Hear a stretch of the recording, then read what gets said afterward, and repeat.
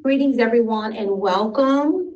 The Louisiana State Board of Social Work Examiners Supervision Committee meeting is now called to order. The time is now 1 p.m. and today is February 23rd, 2024.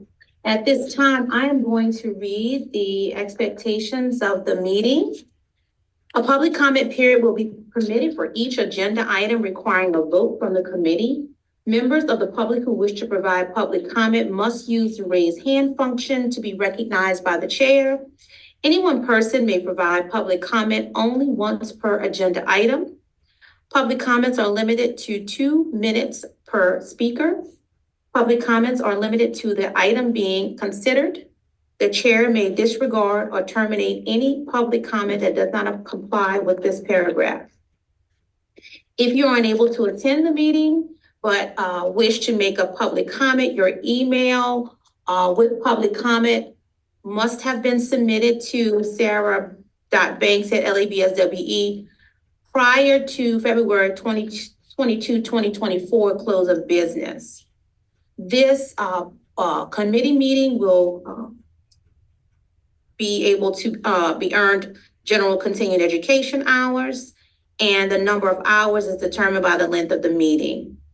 An email regarding continuing education credit will be sent within 30 days following the meeting.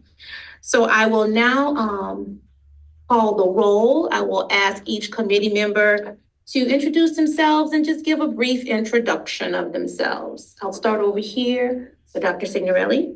Hi, I'm Gina Signorelli. Been practicing social work for almost 25 years now. Happy to be here. And thank you so much for being here. You are a LCSW board approved clinical supervisor as well. Yes. And provides trainings to our VACs in our state. So thank you so much for being here. And we're just going to keep going. Katie Brown, a licensed clinical social worker, board approved clinical supervisor, been practicing social work about 15 years and a number of different fields. Thank you so much for being here today, Katie, and lending your expertise in the, like you said, multi-scopes of practice of social work. Thank you so much. And so we'll go right here. Hi, Parker Robinson. I am the director of the Porter Cason Institute at Tulane. I teach at the master's level. I supervise. I'm a board-approved clinical supervisor, and I do psychotherapy. I have an active practice in that. Thank you so much, Parker, for being here. You also provide a multitude of training to social workers in our state, as well as supervise social workers as well, too. And do the box piece to do that every year. And do the box training. So thank you so much for being here. And then we also have Sarah Banks. I'm a licensed analyst here at the board. I've been here since September of 22, so almost 2 years now. And that's it. Yeah, and Sarah serves as our supervision committee staff. We have Regina DeWitt, y'all over there hiding out, but Regina, if you just want to introduce yourself briefly. Oh, sure. I'm Regina DeWitt, administrative assistant for the board. Thank you so much, Regina, for being here and being our tech savvy person today and helping us with that as well. And so certainly everyone knows that I am Hyacinth McKee. I serve as the chair of the supervision committee as well as the chair of the licensing board. I've been practicing social work for about 25 years. I'm currently an associate professor, now full professor at a school of social work. And so with that, excited to be here, and it's with gratitude to be here to serve y'all today. So with that being said, I will now entertain a motion regarding the agenda. I will say that there are a couple of changes that need to take place with the agenda today.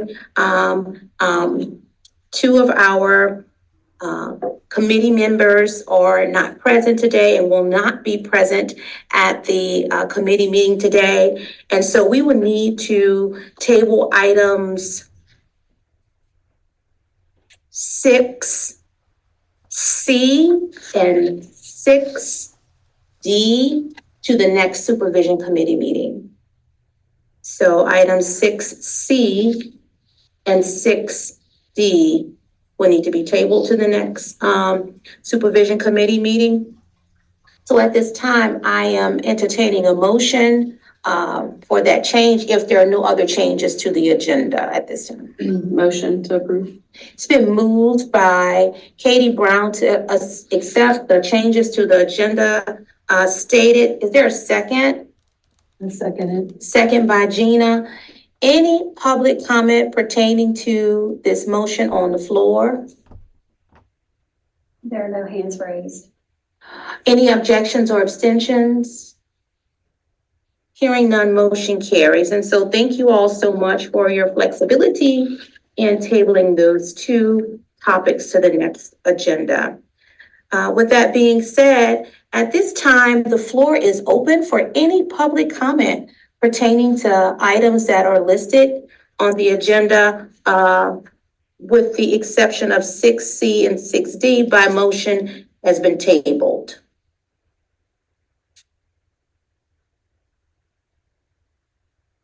There are no raised hands. Thank you so much. All right, and so the purpose of the supervision committee, we were very clear about the charge of the committee. Our role is to review Chapter 5 of the Practice Act and, review Chapter 5 of our standards and rules and provide any recommendations to the full board for review.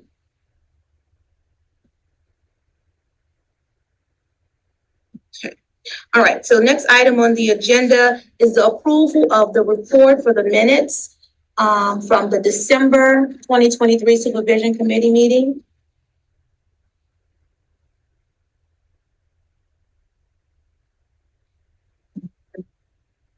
If there's no changes, I'll entertain a motion.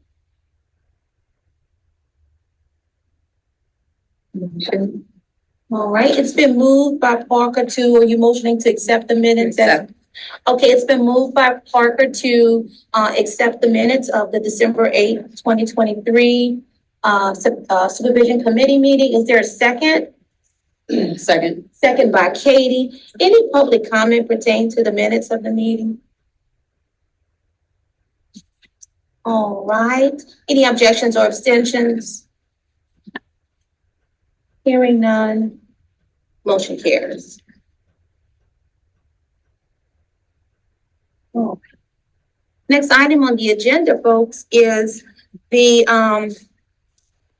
so I received a email from, the executive director of NASW LA in Texas, regarding some proposed legislation surrounding, clinical supervision.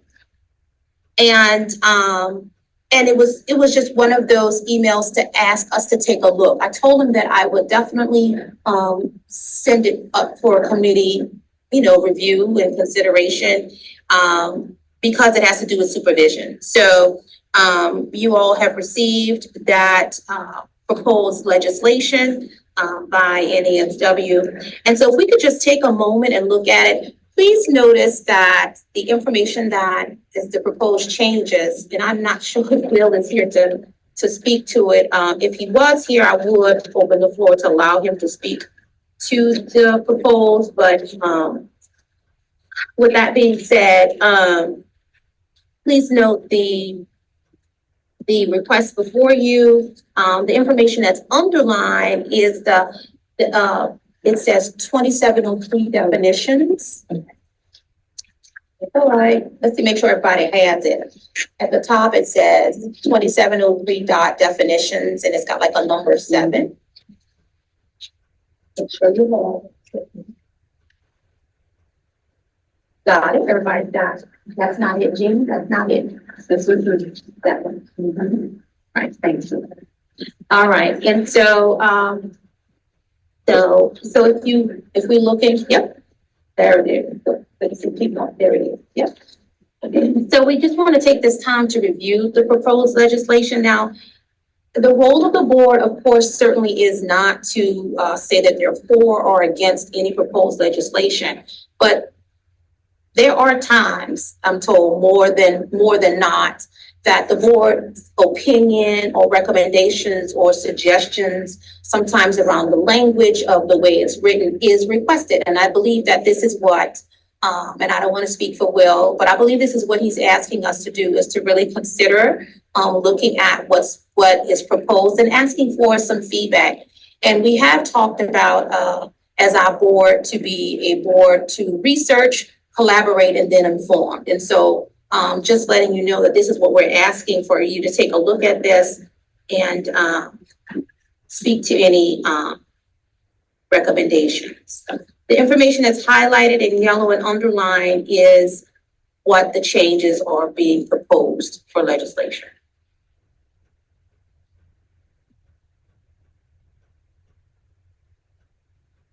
Or just take a minute, let you look at it, and then whenever, if you have any questions, feel free to jump in at any time.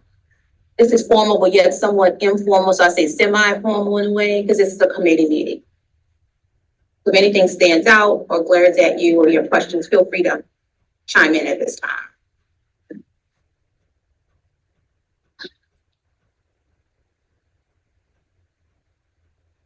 So I have some, can I comment? Yeah, go ahead. So I've had two people ask me to supervise them in Texas, and I said, exactly this, if your board says it's okay, I will, but I don't think that is something that's explicitly in there. So this is going to come up again with, if we start working in the contract, like the compacts, is practicing social work in Texas and Mississippi, whatever the compact ends up looking like with telehealth. So, I mean, it's their state, they can want what they want, which is good, right? Mm-hmm. I guess the question is going to be down the road with the compact. Mm-hmm. Is this going to apply to if we do a compact where we're all going across lines? So your question is, it may impact the compact as well. How would it impact the compact in its way for states who decide that they want to be part of the multi-state compact? I will say we do have an interstate compact committee led by Candice Sarapu, interstate teletherapy compact committee. They just met last week, had a really excellent meeting, in terms of what they are looking at. But we do know that not all states have agreed to join this multi-state compact. We want our public to know that, right? Right. Texas is one of them. They have not agreed at this point to join. In fact, I think they've already expressed that they're not interested at this time to join. But you were just saying Texas, it could be another state that joins. It could be anything. It's just, Right. And I mean, I think this sounds great. It's just, what happens when these things come into play, and they may not. So could Right. be irrelevant, but practicing social work, telehealth Yes. is part of that. So Yes. And so, yes, so there will be some, I think, more continued dialogue with the teletherapy committee too as well, when we start talking about providing telehealth. You have a comment, Gina, you want to say? I want to just make note of maybe two things that I noticed in here. Our last committee meeting, we had a conversation clearly about virtual and what that word meant. And our committee left, according to our minutes and what we've talked about, we left not being comfortable with the word virtual in terms of learning and education, right? And so we decided that we understood that clinical supervision is also education in a way, right? That there's some learning that's happening there. And we had this dialogue about what virtual meant in an academia world and an education world, and what remote and distance meant, right?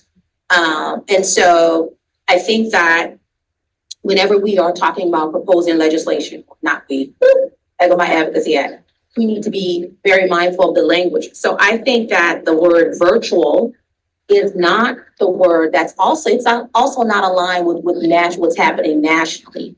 The word that's happening nationally, which we will talk about at the next agenda item, is telesupervision. That's the word that's being used after our committee has done the research and other people that are working on supervision for their states. The word is telesupervision. or remote. They were very clear and everything. We have not seen, language, and I don't wanna go out on a record, but I haven't seen much language using the word virtual in the research that we've done. I've seen mostly remote, distance. There's a whole, like our dean does virtual work, but it's not evidence-based and it's very academic and in that people can think of that word and it's different than what we're And different discussing. than what so I think that the word virtual would not be the word, given the work that we are doing as a committee, align with what we are, so if that's feedback to NESW when they are proposing legislation, that the supervision committee is not in favor of the word virtual. Is that what we're, because I don't want it to be like, oh, Hyacinth is saying, I want to make it clear that that's what we already agreed upon. And that word to be removed and to be replaced with a word that describes a more synchronous, interactive, experience between the supervising and supervisor, correct? Yes. All right, and so people say, well, what word to use? Listen, the board's not going to influence you on to use what word you should use. We're just going to tell you the words that we're going to use, proposing the rules that would align with whatever proposed legislation that will go forth. And encourage you to do research to make sure that the language that's used describes and aligns with what we're trying to work on as we are trying to establish these rules. So we'll just leave it at that. Gina? Yes, the only other thing I noticed is that in the proposed highlights is the word license replacing licensed, because in 2707, it's still licensed master's social work. Okay, and so is this 2703-17, right, where it says supervision between a licensed clinical social worker? You were saying that it should be, that D should be there. And it's still presented in 2707 as licensed, so it doesn't appear that it's, at least that's not my understanding. So we want to make sure that, I'm sure, with that is consistent with the word licensed and not licensed. We want to encourage to do more research around the appropriate word to use to replace virtual, to align with what we are proposing as a committee to establish rules.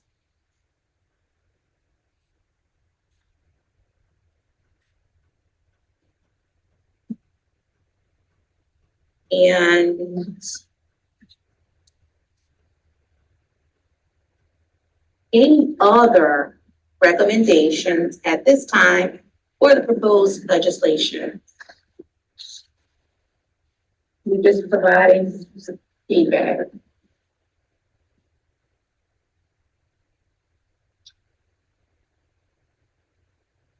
All right, well, we don't need a motion for this. This is not anything that, but certainly,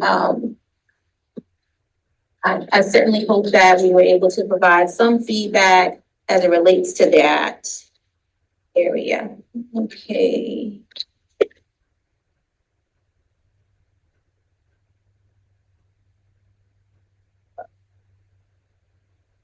All right, so next item on the agenda is telesupervisions.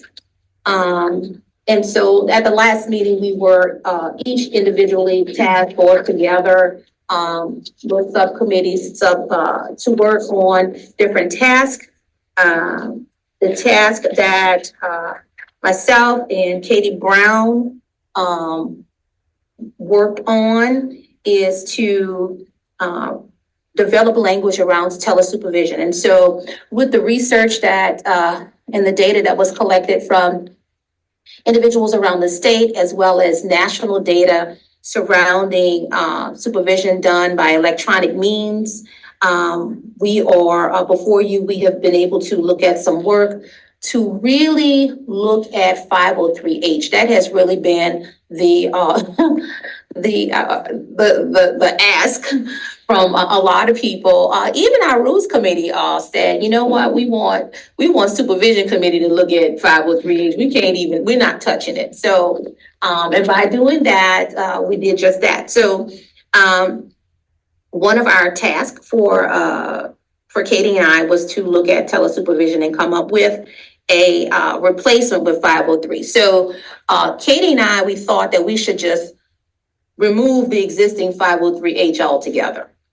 We after looking at everything, we want to just propose removing 503H as it is existing, the way it is existing right now, with extenuating circumstances being travel and hardship and all of that. We believe that we should remove that moving forward. We do believe that we should replace it with language that aligns with the Practice Act to make sure that we have a clear definition of what supervision is and what telesupervision is and what in-person supervision is. So if you look at the Practice Act, in section 2703, there's definitions of what social work is, what supervision is. It's all in 2703. And that is where we typically would introduce definition. Now, we as a licensing board don't propose legislation. What we do is try our best to create our rules to align with the legislation that is there. And so the ask is, if we're being asked to look at language for 2703 in terms of what clinical supervision is, the ask of this committee may be to say in that proposed legislation, we need to add a definition of what telesupervision is and what in-person supervision is moving forward, right? So what you see is a definition of what in-person supervision is in the the proposed will be for the Practice Act. So in-person supervision shall be provided either in person or by telesupervision remote format, right? And so remote is in there because we have to determine what's the best word, but we know that the word remote, based on research, aligns more with telesupervision. It aligns more with what we're looking for. In-person supervision is defined as real-time, face-to-face meeting of the supervisee and supervisor in the same physical location, right? In-person supervision is defined as real-time, face-to-face meeting of the supervisee and supervisor in the same physical location. Please know that this information will also go to the board for review, for consideration of adoption. Then it is still go through legal sufficiency. So there's a bunch of steps it's going to go through before it gets to the books. Telesupervision or remote supervision is defined as the use of real-time, face-to-face, synchronous, interactive conferencing by the supervisee and supervisor through electronic, visual, and audio means. What's your thoughts about that? I think as long as we're looking, I just don't think voice only is enough. Right, and so that's why it says visual and audio And means, audio. not or. Visual and audio means. I think it's clearly written. Mm-hmm. Face to face. I'm thinking just in terms of here are the means, and so I get it. So it's clearly written that way. You think? So this is the whole thing, right? So this whole idea of, and I guess, being in academia, that's why Paul is kind of like, because, the interaction when the camera's off. You know what I mean? Like, that's not where we want to be in terms of when we're teaching social workers techniques, right? We know that visual body language is a skill set. Like we observe that. So with the camera off, so we want to encourage and foster a learning environment. I look at clinical supervision as a learning environment, and so visual and audio. So let's look at that definition. If we feel that that's something that we want to go with, because that is going to lay the groundwork for the rest of the work. Do we agree that telesupervision or remote supervision is defined as the use of real-time, face-to-face synchronous interactive conferencing by the supervisee and supervisor through electronic, visual, and audio means. As long as those are simultaneous means.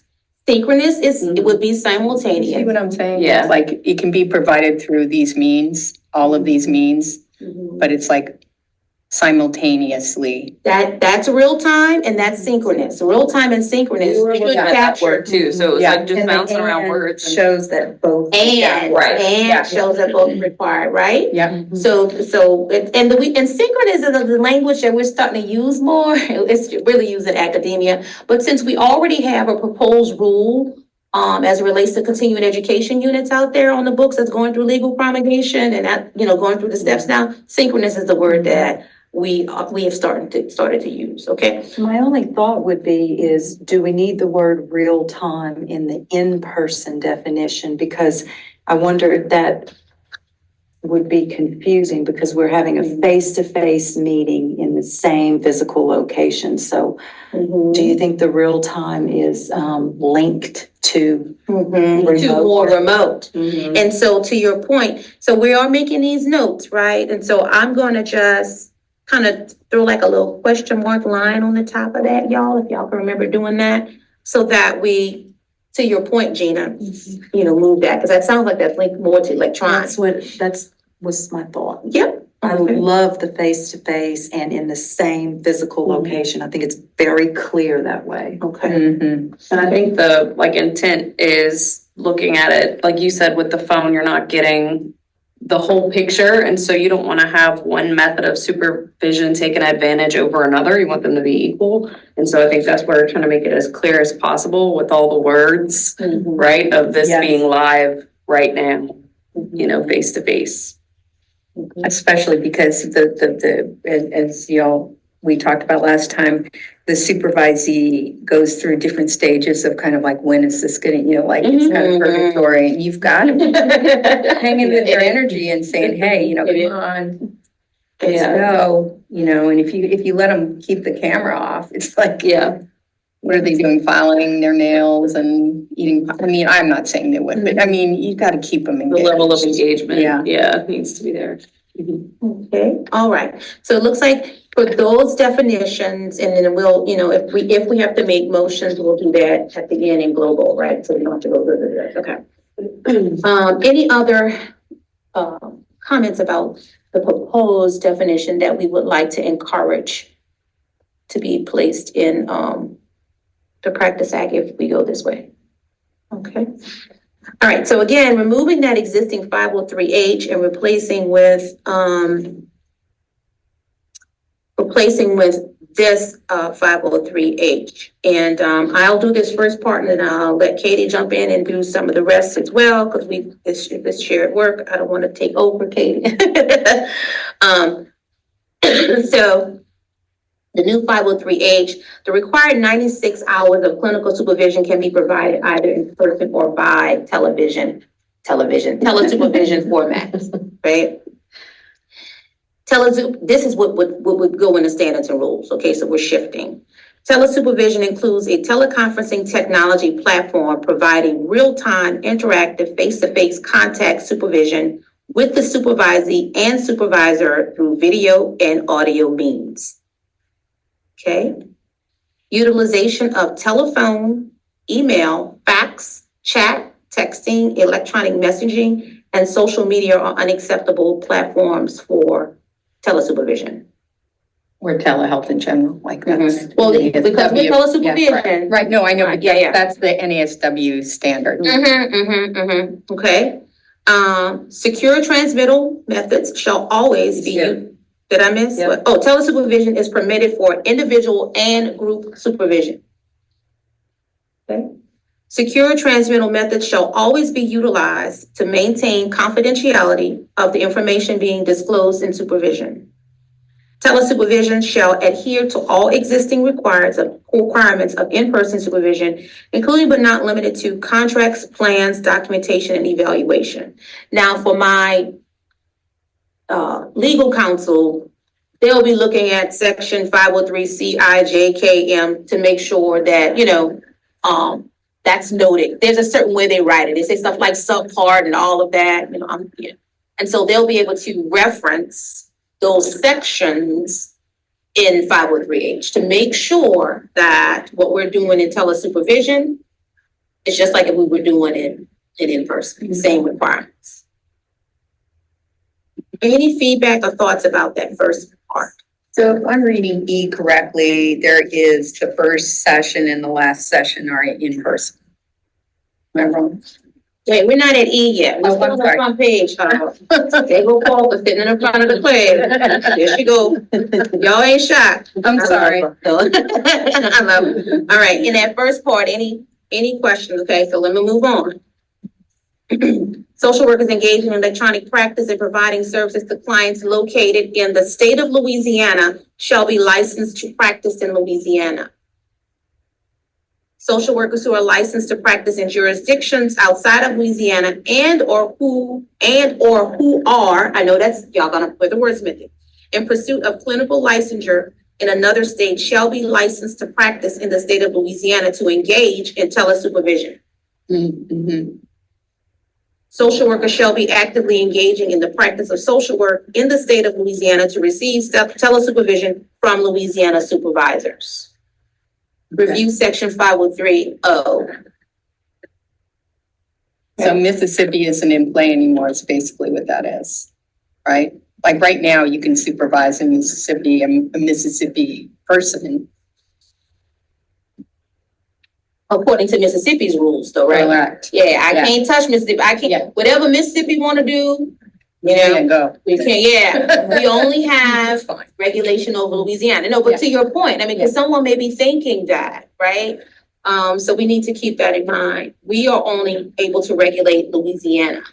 If Mississippi if Mississippi allows that, if Mississippi allows Louisiana supervisors to supervise their social workers, that's Mississippi. But we won't be able to do it with this, which is, I'm not saying for or against, but I'm reading this and maybe I'm wrong, you guys can correct me. It means that if there were someone in Mississippi who wanted supervision from you, by this verbiage, we wouldn't be able to.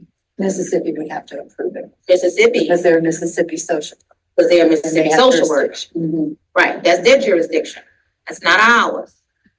Okay? We just spend one more minute just so I understand. Sure. I'm sorry, yeah. Let's do apology. This is where we do this. So supervisors who are licensed shall not be permitted to provide telesupervisions who are not actively practicing social work in the state of Louisiana. There's two. So Parker, so there's two options of that. You see, there's a first one and a second. Yeah. So we need to play with, so let's, before we jump to that section, if we wanted, we can move forward, right? Yeah. Let's look at which one is the best, right? Okay. So Katie and I were like, trying to figure out what is the best language. So Y'all okay with that paragraph? the first one, or okay with the second? Like, so if you want to read it out, first one, supervisors who are licensed in Louisiana shall not be permitted to provide telesupervision to social workers who are not actively practicing social work in the state of Louisiana that are in pursuit of a clinical license. And so if we're looking at, and which we'll get to that section, there's also 505D that talks about social workers that are not pursuing clinical license that we need to cover too with supervision. Or supervisors who are licensed in Louisiana should not be permitted to provide telesupervision to social workers in pursuit of a clinical license that are not actively practicing social work in the state of Louisiana. Which Mississippi people are not, maybe. If they're only Mississippi people, They're even only Mississippi practicing in Mississippi group. got it.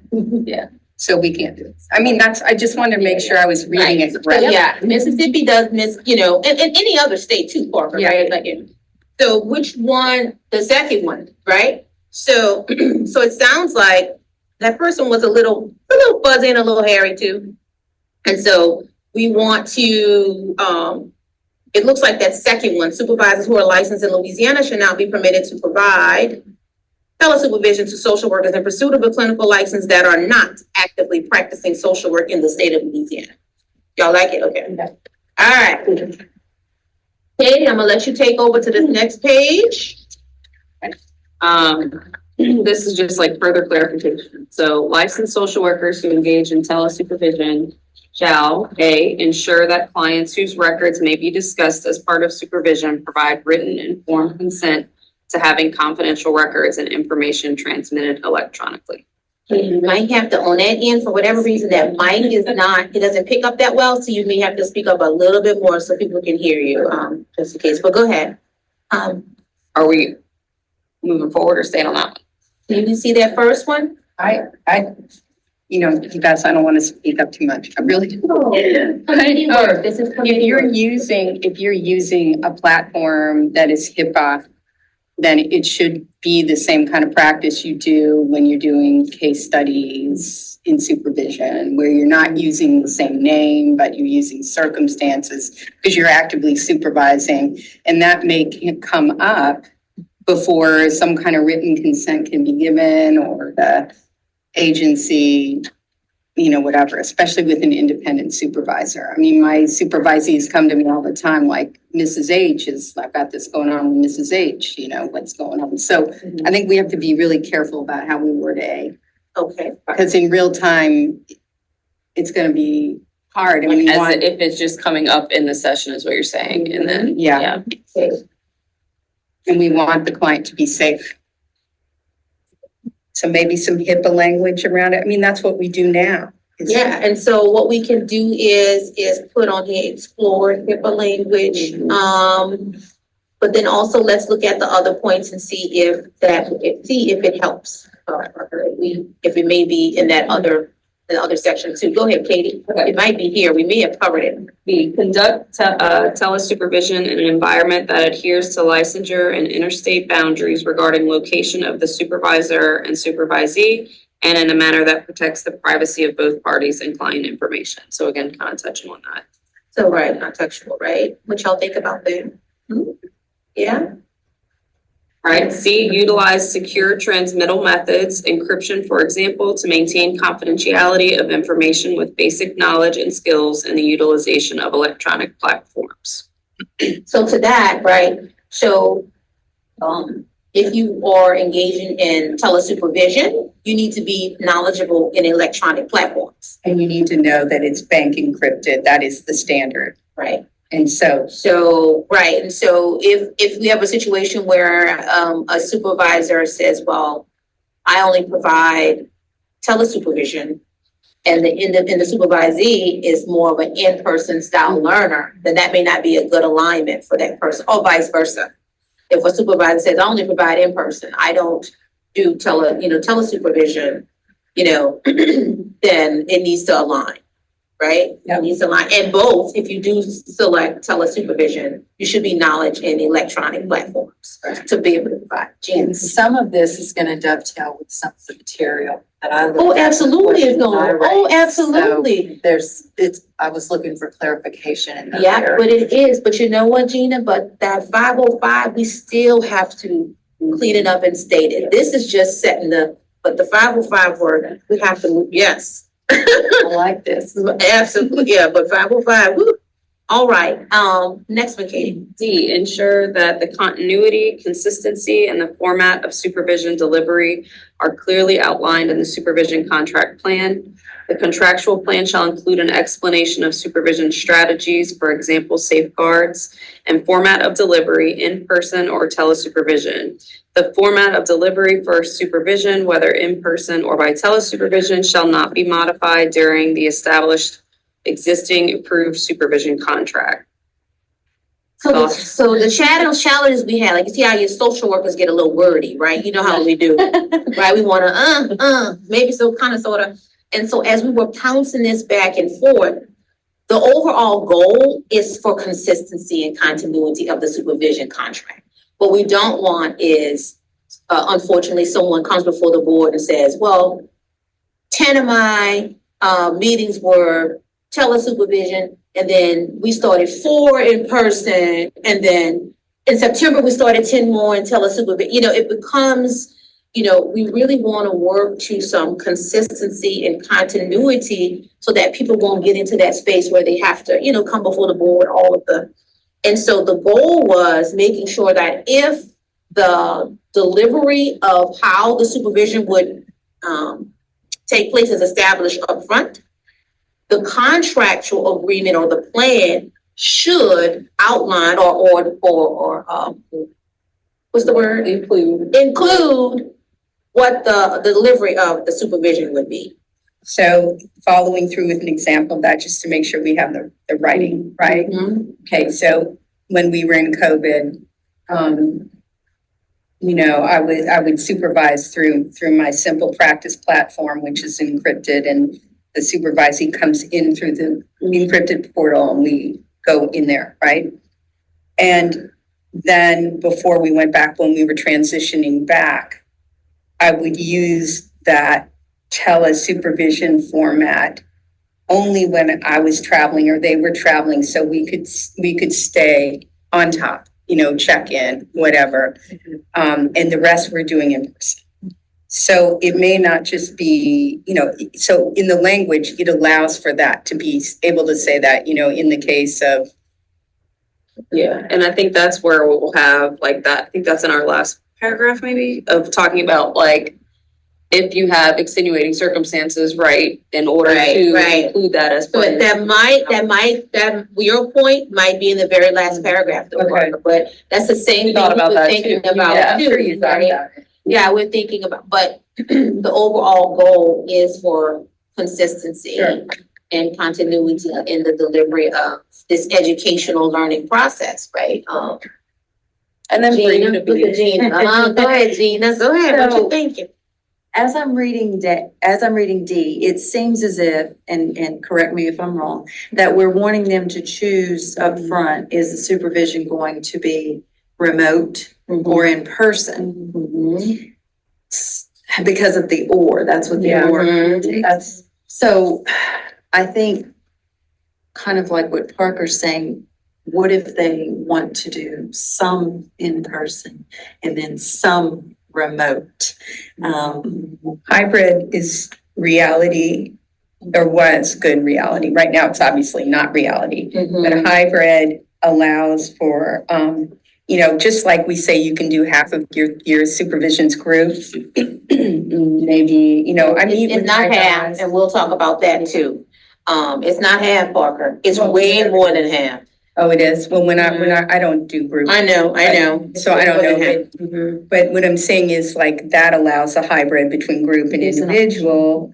And this is kind of like, you can have this many in each, and that way you can figure out how you do that. Like, I'm gonna see. so offering like a third option is what you're saying. Right, I see my supervisees on the same nights, period. So maybe there's a bad work day or somebody didn't go in that day. And it allows for a little bit of flexibility, like working from home allows a little bit of flexibility. It helps with the morale. So I just am wondering if what Gina's saying is limiting that ability. I think it would, and I think it may be, it may result in more paperwork for the board. If it's will. limited to one up front versus another, where they would have to change that format at some point. I like the idea of the option, the hybrid. I think it gives some flexibility, so I don't know if maybe we want to talk about what that. So maybe we could, so I'm hearing the recommendation would be to consider a hybrid option, as well, to be part of this. And if that is very much so the case, then we want to make sure that when we go back, we want to say in person or by tele-supervision. And somewhere put hybrid in there too. Since we're gonna add hybrid, we need to introduce hybrid, you know what I mean? So What is the definition? So it could be like in-person, remote, or hybrid option perhaps. in person.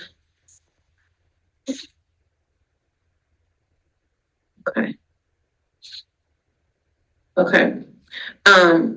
So if we are leaning towards offering hybrid as an option, let's put that as a note, right? Now we're gonna now that's gonna kind of change E around a little bit. Okay, so we're looking at E. So it's gonna, change E a little bit around. So Katie, go right into E. Ensure that the first and final supervisory session with one additional supervisory session be conducted individually in person during the contractual supervision period. The requirement of 3 hours of in-person supervision contact and 93 hours of telesupervision contact shall fulfill the total requirement of the 96 hours of clinical supervision. Group telesupervision shall not exceed the allowed number of hours set forth in section 503F. So you see that, right? And sometimes people are like, why do we come, where do you come up with the number? Where did we come up with the 72 hours for group allowance? Like, I don't know, right.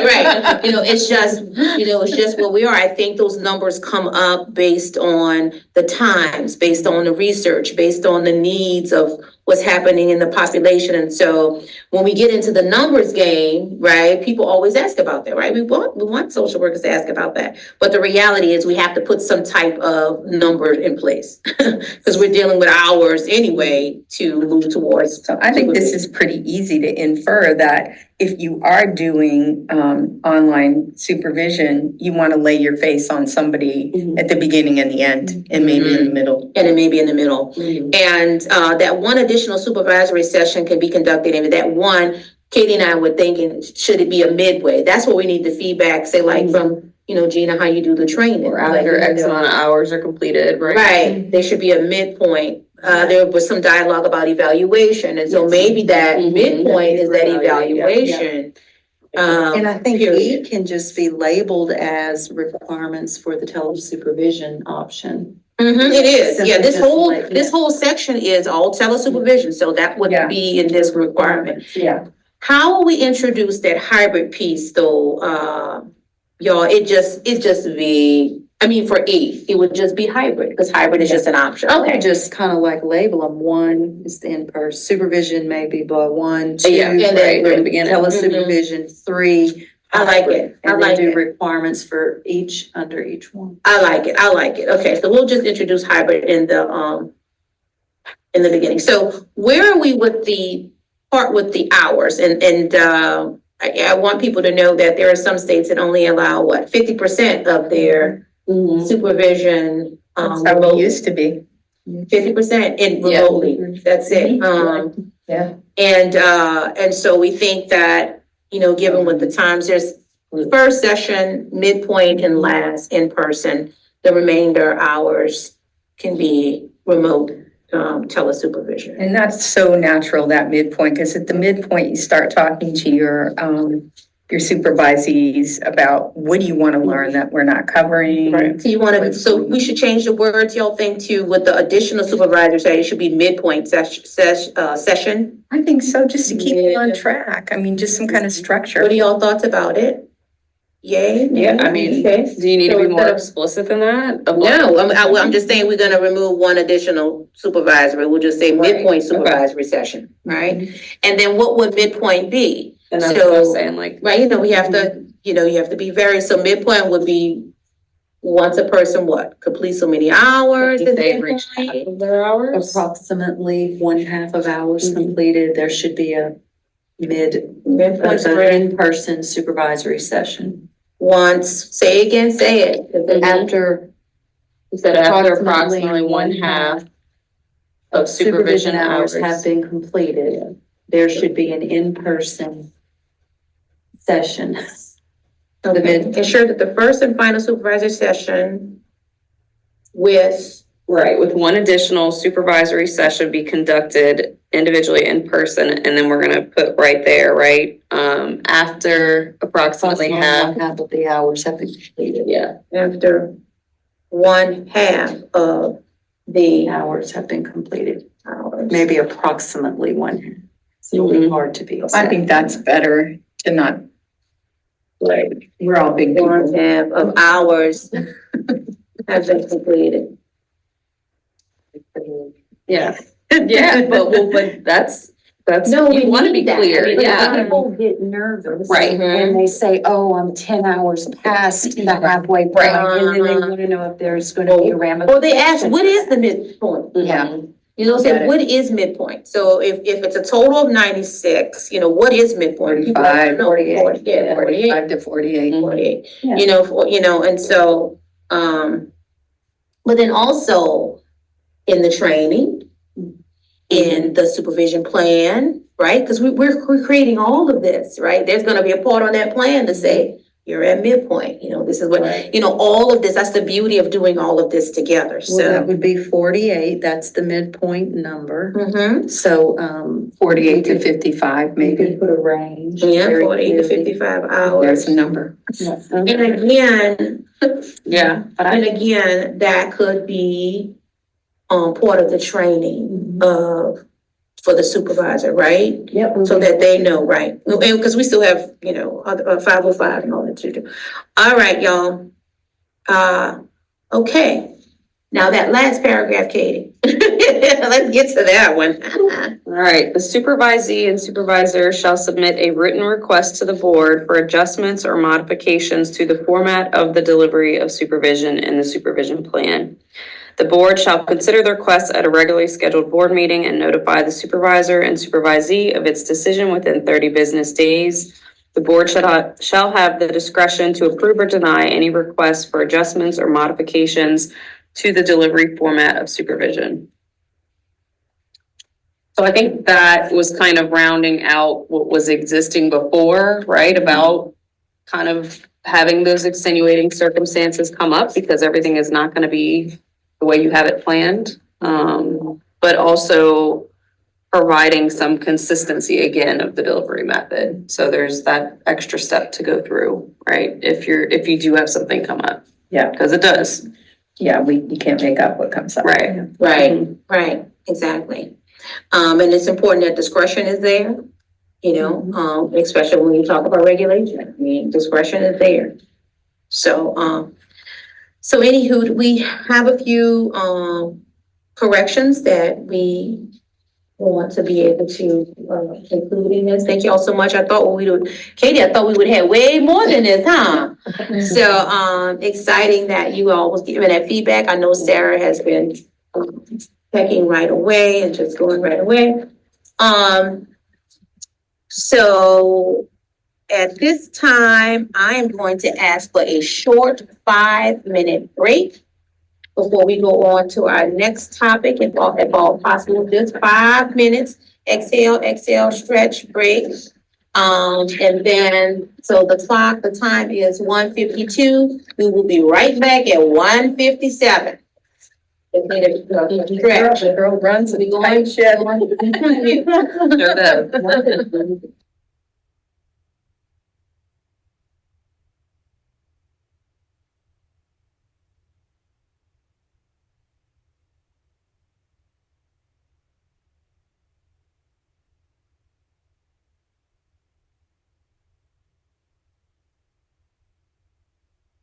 Recording stopped.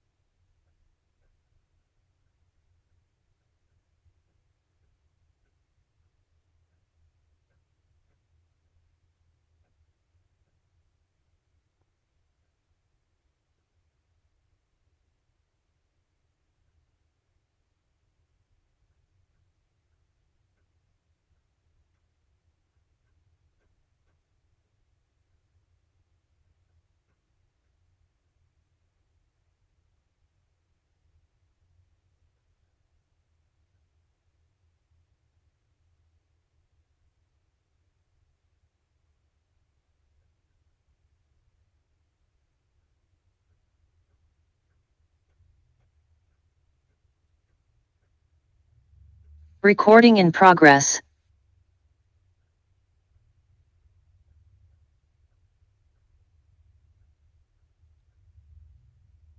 Parker's up next. All right. We're back in.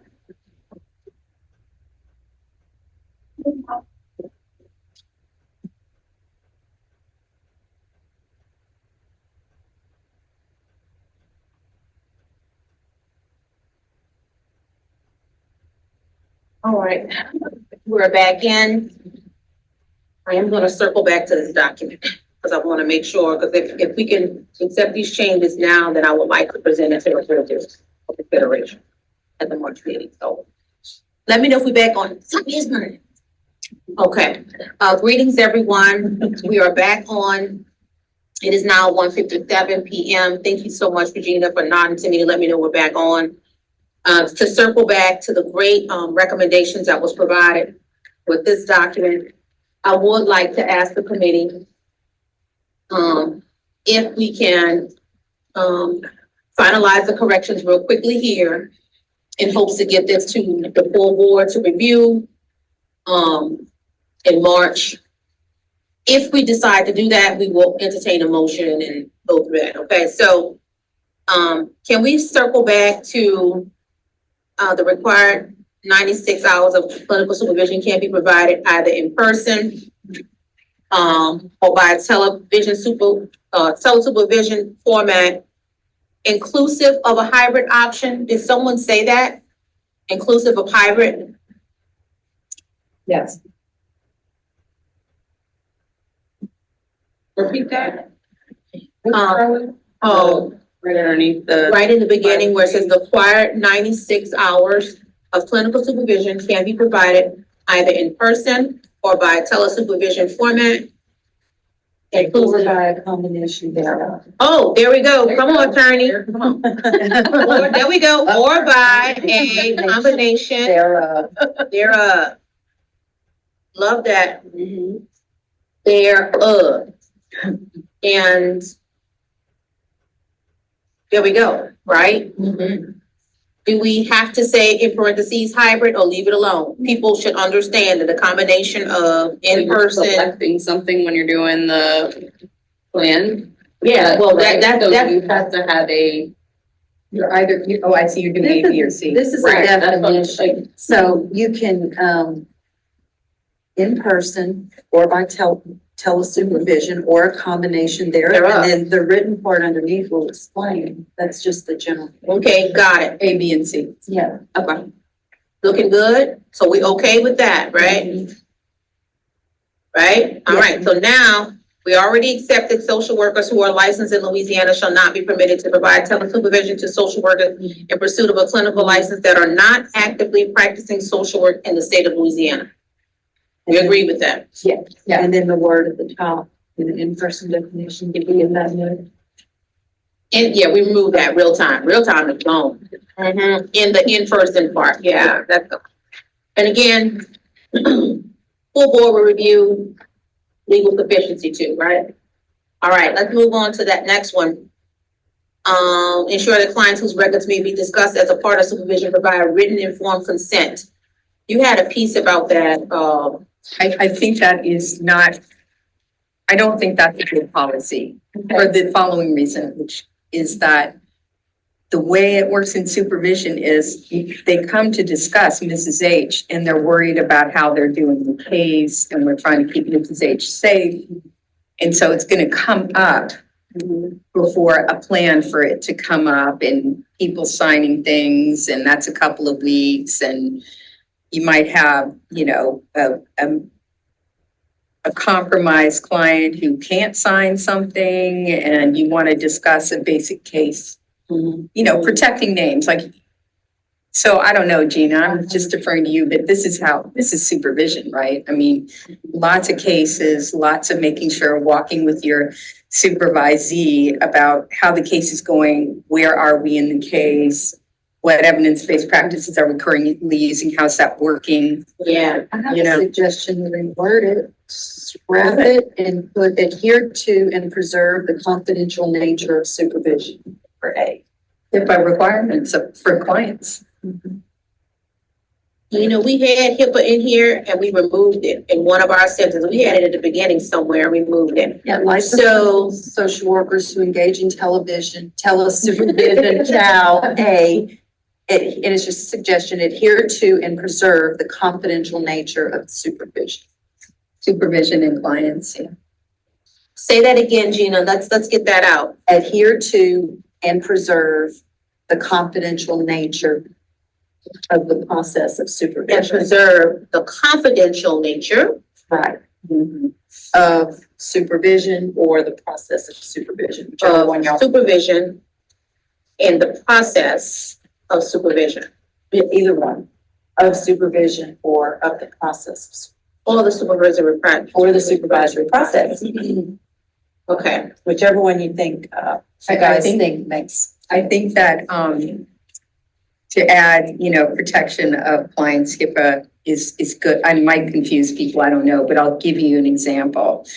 I think you can say in accordance with, add that in Yeah. accordance with, Because that. in accordance with HIPAA, right? That means Of the nineteen ninety-six. thing won't show up on, And that was actually. Instagram. You know what I'm Yeah, saying? right. Like, Right. Adhere to, which one, the supervisory process? Of the supervisory process in accordance with HIPAA of nineteen ninety-six. Okay. All right. Now, let's jump down to D. I think we're okay with D because we are saying that the contractual plan shall include an explanation of are we keeping strategies? Are we keeping safeguards? We already have that in other bullets, so maybe. do we have it other places? Because I'll tell you, that's one thing I thought was missing from our current contract was like Contract. that. Instead of content, we need content and we need process. things. We don't have strategies, we just have the 10 focus areas. Exactly. So we don't have to use the word strategies, or you want to say, do y'all want to be consistent with what we do in our training? Do we want to say focus areas? Well, if we change it in here, we're gonna have to change it on the supervision contract, whatever. That's what I'm saying. So we want to be consistent in what we want. Do we want it to say strategies, or we want it to say, what's the word y'all said, Gina? I lost it that quick. Focus. We use the. They're focus areas and you check them off. But the thing about that is, and again, I'm not gonna die on any hill over this, but you have the content areas you're gonna cover, but it's also what process are you using? I mean, I use a lot of case study, for instance. And then I also put a piece in about what specific treatment modalities you wanna learn. And maybe that's just more paperwork, but I would hate to see it that people just check those things off and then go in and chat for an hour or two. But that's. So this sounds like it's gonna need a little bit more thinking. That's okay. I just need to know. And then again, we'll have some feedback, I'm certain, from the board. Because this, and I understand what Parker's saying is, should we include strategies in the contract? So this sentence right here. Or either remove strategies out of this rule. Or Exactly. remove it out of this That's what I'm saying. One or the What other. we wanna one do. or the other. So explanation of supervision. So just say the contractual plan shall include an explanation of supervision. It already does that, right? So if we remove strategies, it should already do that. It tells you what to cover, not how to cover. Not how to cover it. Supervision, it only tells you what to cover, and that's the way it's worded, those 10 focus So I areas. think we should of supervision. remove strategies and put focus areas of supervision. To be consistent with what we're doing. What y'all think? I mean, I don't know, like I said, I'm just for consistency. Whatever word we use here, we use it everywhere. Consistent is good as long as it's quality supervision. Consistency can't be the reason totally, you know what I mean? I get that, Parker, but I just want And I to don't- be. I'm not gonna die on this hill. Well, the format of supervision is explained in the supervision contract. And then the 10 cover, areas that are covered, the But focus this is, areas. but So I y'all, don't- this is pertaining to To- this is- telesupervision though. This is Oh, not. it's just tell us. Yeah, this is just telesupervision. This is not the whole, The whole this is ball. how you're gonna deliver Gotcha. your supervision. It is only pertaining to telesupervision, whether it's, telesupervision or in person. This is not the 10 focus areas. That's 505. That's the whole, that's a And that training. doesn't and matter here. Right, it doesn't The matter sentence- here. It just needs to come out. Right, the Comes sentence out. doesn't matter then, that's And it's- where I was going. Well, Yeah. but we want to make sure that the supervision contract outlines whether or not it's going to be telesupervision or in-person or hybrid. The contractual plan shall, it's something about indicating the format of Mhm. delivery or the Indicate. So format we of could the, say shall indicate, right? or the shall indicate or format. include one of those The words. format of delivery, right? Mhm. The format of delivery. In-person telesupervision or hybrid, right? Put that in. Okay. And that last sentence, we can probably eliminate that, right? Yes. Since we're offering a hybrid option, correct? Correct. Correct. Mm-hmm. Yeah, this is just explaining to them where they select the Mhm. option. If it's a or, but now since the hybrid option is being introduced, we can remove this last sentence. Because you can, okay, in-person, television, or hybrid.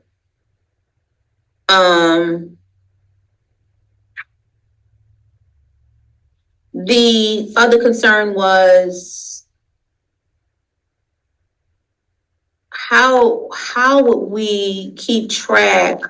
This is just a nugget, that may be something that goes through the actual platform. How will we keep track if a session is done in person, It's already, tele, or hybrid? it's Probably already checked off. yeah, it's checked off. Every time you log your Checked off. session, it says in person. Yeah, so that's part of the platform. Yeah. It's part of the graduated. That's part of the platform. All right, okay, and then E, ensure that the first and final supervisory session with, what is it, approximately, I need it clear just like that. We need to write it as clearly. I think we had it as written and then we added it later. So What is it gonna ensure- exactly be? Let's go. Ensure that the first and final supervisory session with one additional supervisory session be conducted in person. No, wait, We conducted, yeah, but I think it was right there with one additional supervisory session is that what we're saying at midpoint or Mhm. after? We said what, approximately one half. is that where? Range or the midpoint. We can put in parentheses the range, which is 48 to 55 hours. So yeah, supervisory session at midpoint and then put the range of hours Has it been completed? And the range of hours is 48 to Yeah. 55. Okay. individually, Alright. in person, yeah. Okay, anything else with this, y'all? I think that I think we're doing pretty good. I would now, like to entertain a motion to submit this draft for review to the board for consideration. With the corrections and recommendations noted. So do I have a motion? Waiting for some, I can motion, but I've worked on it. Can I motion that? Oh, she worked on, she was. That's what I was trying to do. Doing it. Like, you're and I motion, yes, we can motion if we want, so we worked on it, but yeah, okay. And then I'll motion. So Katie made the motion, is there a second? I'll second. Second by Parker. All right, so at this time, we open the floor for public comment pertaining to the motion on the floor. You might want to remind them to raise their hand. Oh, at this time, we are in the phase of public comment for the motion that's on the floor. Feel free to raise your hand to be recognized.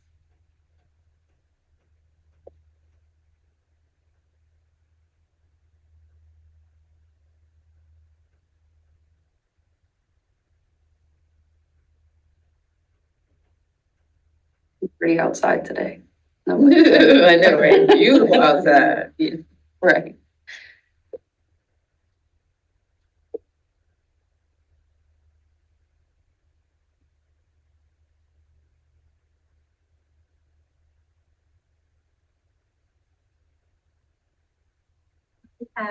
Stacy Seal. Hi, Stacy Seal, you're being recognized. You have 2 minutes.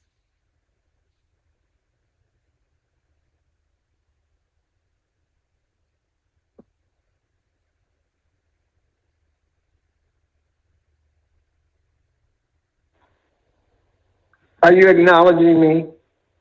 If you're Stacy Seal, you have the floor. You have 2 minutes. No, I'm Marcia Benz. All right. So That's let's on. see. That was another hand that was raised. What's the name? Marcia Benz. Marcia Benz? Right. Yes, Right, this is Marcia Benz. I'd like for you to review one more time the definition of hybrid. yes. And so hybrid is an option in which the supervisee can engage in-person supervision or in electronic supervision, which is what we call remote telesupervision.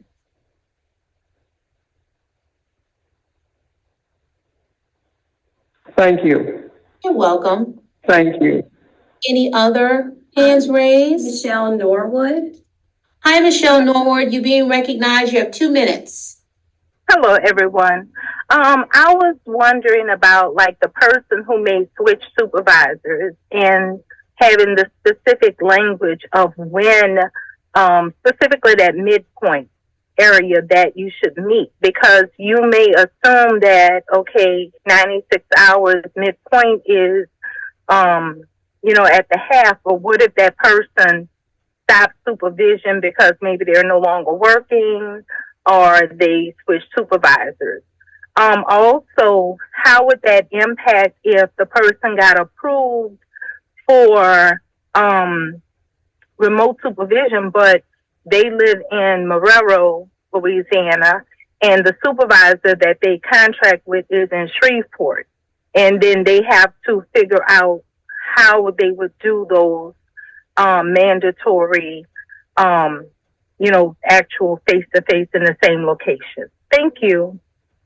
Thank you for your comment. Next person, Kathleen Whalen. Kathleen Whalen, you're being recognized. This is Will Francis from NSW. Is it? Oh, Okay. hi, Will. We're trying to work this electronic thing. Is Yeah. Kathleen, give us 1 second. Is Kathleen still hand raised? If not, I'll go to Will.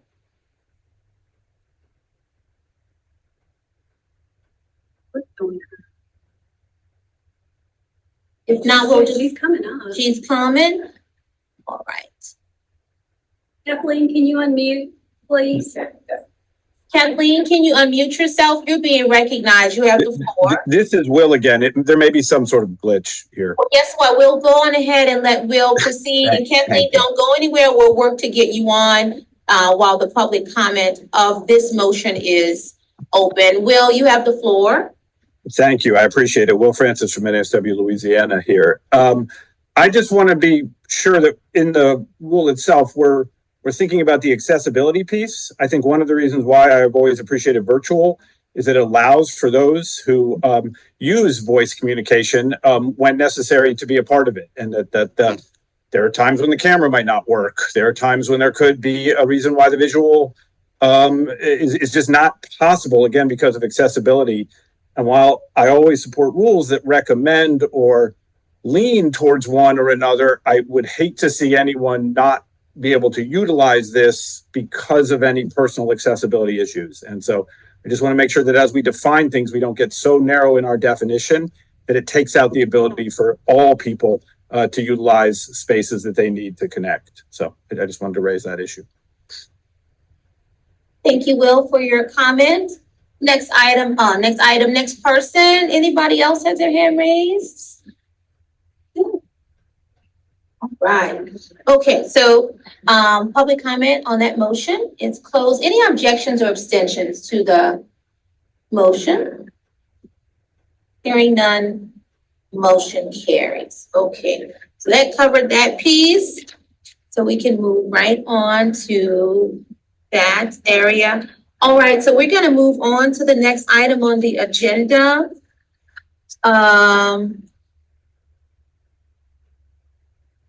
And that is the supervisor requirements and responsibilities. I am going to yield the floor to, I guess, Parker, you can go first. And share your research and your report. Gina's gonna have the meaty stuff. This is, the purpose, what the research that I did found was that there were a lot of surprises on, I kind of always assumed, because we have so many model laws, that everybody would have the same requirements for education and CEUs across the board, pretty similar. And what this research found was that that is just not true. I went to the ASWB website and I used their database. And while not every single state is in here, some had no comments at all in there. So that's going to require some more time if we want it, but I don't know if we need that because we have enough examples here of how varied it is. So really, I think this committee is going to need to look at how varied it is and come to some general consensus about where we are given the context of everybody. So there are 4 ways that supervisors can get the education, and they're very varied. 1 is CEUs, 1 is formal ed, 3 is board trainings, and 4 is experience. And across the board, the states have various ideas about what those 4 areas look like. So I'm going to start at the top, and I just did a jurisdiction distribution of how many supervisors, CEUs, how that looks. Can you repeat that fourth one again? You said experience. Experience is number 4.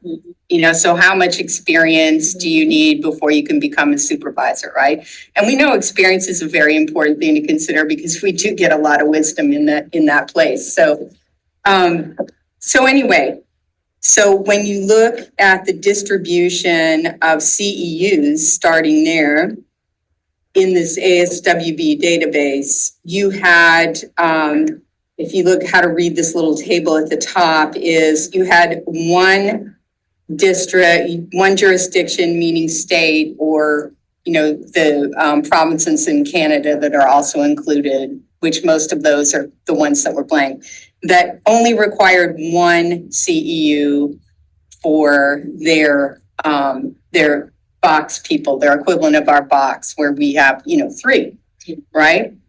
And so, this is just kind of to look at how many are kind of thinking like us. So if you look to the second one, 2 CEUs, 6 jurisdictions required 2 box CEUs, the equivalent of box.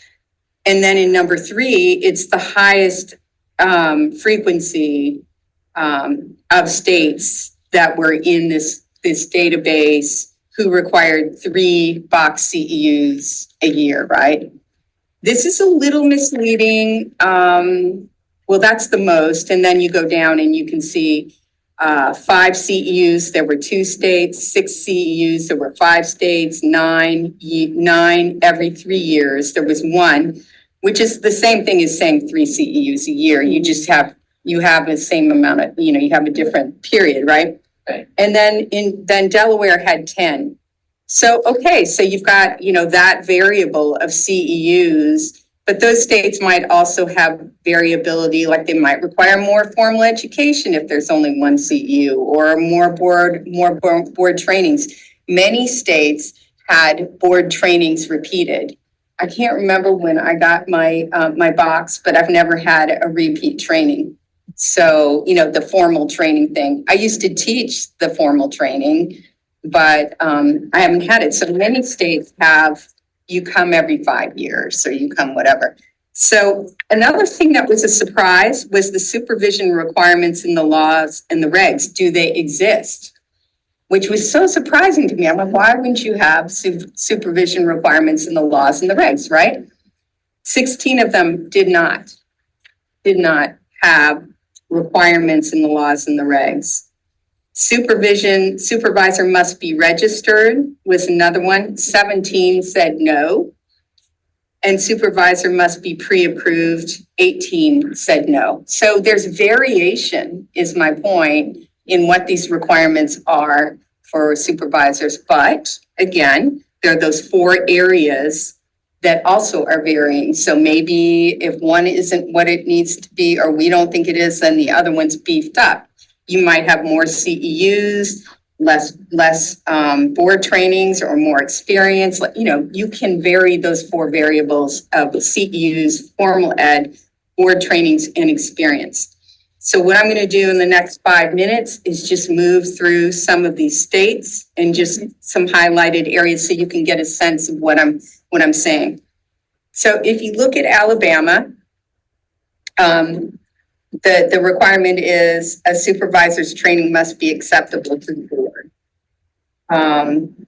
Then it goes into 3 hours of continuing education every biennium, which is like ours, right? If you look at Alaska, the same CEU as other licenses. So there's no box there, right? You have to have 100 hours of clinical supervision consultation. For Arizona, a tutorial on the board statutes and rules is a requirement. And the tutorial will be provided on the website, plus 12 hours of initial CEU training in the following categories: roles and responsibilities. These seem pretty consistent. Skill sets involved in providing oversight and guidance, diagnosing, treatment planning. So those seem the standards of what you need to be trained in seem to be pretty consistent across the board. So it really seems to be that it's these 4 areas that are changing, which means we've got a decision in here, right? So look at that. If you look at Arizona, still includes 3 clock hours of clinical supervision tutorial in Arizona state regs. Oh, we already talked about that. California, a minimum of 15 contact hours in supervision training obtained from a state agency or an approved continuing education provider. So it's a little different than ours, you know. Delaware, 3 hours of continuing education related to clinical supervision, that's like ours. 3 hours of CEU in cultural competency and or diversity, and 6 hours in ethics within a 4 years of the application. So that's a different process than we are, right? And it includes some things that are maybe a little bit different, explicitly stated. Florida, again, we were talking about how very, very intricate the Florida laws are. 4 years of clinical supervision experience. We have 3 years of clinical, as I recall. Is that right? Yes. 2 years of which can be earned during a postmaster's clinical internship. I don't remember explicitly what our rule is about that. Is licensed as a marriage and family therapist or mental health counselor in Florida, or in the state in which supervision took place, and can demonstrate 9 semester or 12 quarter hours of coursework in social work theories and techniques. So they're saying you can have a different license if you can prove that you've had social work education in terms of how that would look. And then they say master's level transcript, if that happens, of the minimum of 9 semester or 12 quarter hours of graduate level coursework from a CSWE accredited school. So that's the academic accrediting body. And to circle back, Florida is saying, requesting a copy of the potential supervisor's master's level transcript that must indicate that a completed minimum of 9 semester, 12 hours in a graduate level coursework wow. Yeah. So they want you to submit your transcript to be a supervisor in their state. Yeah, which, you know. And the coursework must relate to HIPSI social practice theories, models of social work practice, advanced ethical issues. The transcript must explicitly Must say that. explicitly say that. You know, and of course, we have transcripts for our initial licenses. I'm sure they do too, but maybe because I don't know if Florida accepts, you know, we were talking about the compact licenses, supervisors from outside. So I don't know how that's impacting this or if it is. But they are very, very intricate. So Georgia, you know, by definition is much simpler, must have practiced in their specialty for 2,000 clock hours over a minimum of 2 years following licensure. So that's less than ours are. Hawaii, big hours, 4,500 hours of postmaster's clinical social work experience. Idaho, a licensee must not have any disciplinary action for 5 years prior to application for registration. And 6 hours of education in advanced supervisor training program approved by the board. So, you know, that's sort of similar to ours. Kentucky, the supervisor must have 3 years experience post obtaining LCSW license, very much like ours, and the 3-year supervisor training course, 3-hour supervisor training course. Maryland, Arizona, the supervisor must complete, I might have mine stapled backwards. No, Maryland. No, you got it. I got it. Supervisor must complete a supervisor training course every licensure period. So I don't know what their licensure period is. It could be every 2 years. I don't know. Maryland, 18 months of active social work experience after obtaining. So see, we've got 18 months, we've got 3 years, we've got lots of variability there. 60 months of social work experience as a licensed graduate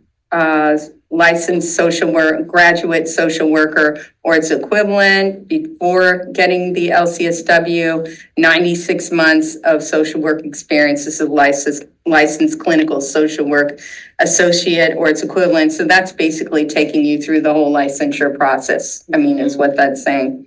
Minnesota, 30 hours of training and supervision through coursework from an accredited college or university or through continuing education, which complies with the board's requirements. Again, I don't know what the board's requirements are in there, so that would be, you know, something to follow up on. Mississippi, a minimum of 2 years of verifiable practice at the LCSW level.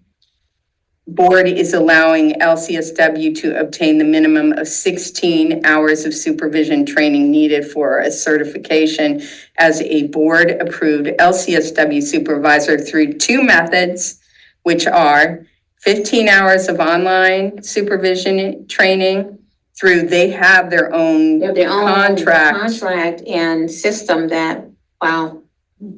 Yeah, the Zur Institute. In combination with 2 hours of continuing education credit that you may receive from passing the LCSW supervision test. Well, basically, Parker, a written test is required to be a supervisor in their state. Yes. Yeah. Which gives you a minimum standard of some sort, depending on what that looks like, I guess.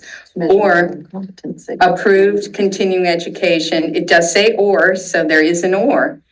Approved continuing education or designated providers can now provide 16 hours of LCSW supervision training. Supervision training must be pre-approved. A written test is required. They don't get out of the written test. Don't get out of the written test. Yeah, we're measuring it on competency.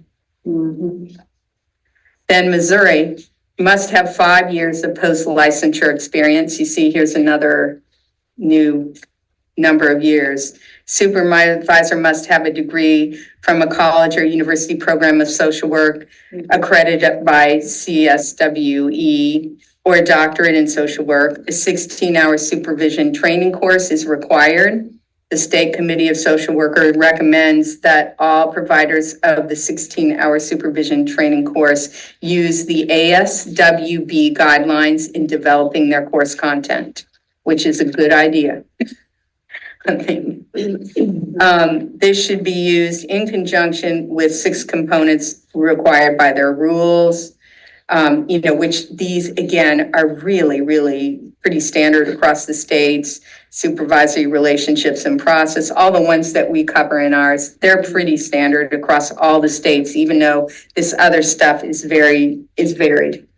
Montana, 3 years to post licensure experience or board approved training in clinical supervision. Board approved training and supervision shall consist of a minimum of 1 semester credit of post licensure board approved graduate education or 20 clock hours of board approved training in clinical supervision. That's Montana. We're almost through, you guys. We're on the end. Okay. So Nevada, the supervisor must be an LCSW with at least 3 years. Supervisor must continue to have a minimum of 15, this I like.